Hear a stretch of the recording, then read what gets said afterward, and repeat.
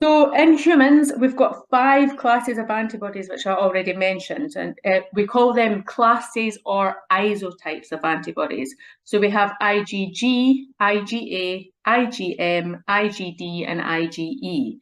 And they're classed according to their sequence of amino acids and the constant region of the antibodies. So IgG and IgD up here are kind of similar. They've got the same amount of variable and constant regions.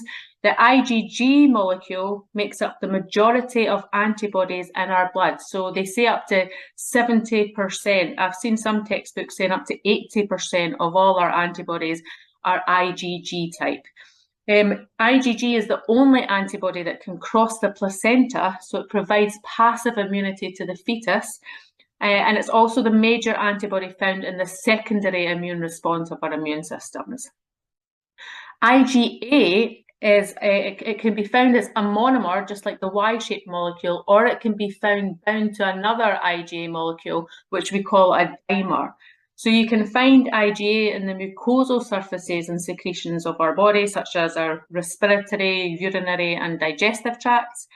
And it's also the major immunoglobulin found in our external secretions, like milk and saliva and things. IgM is really interesting because it can exist as a monomer, but also what we call a pentamer bound together.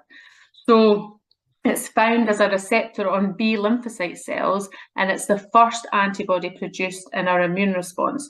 So when we have our immune response, you'll have heard of primary and secondary reactions.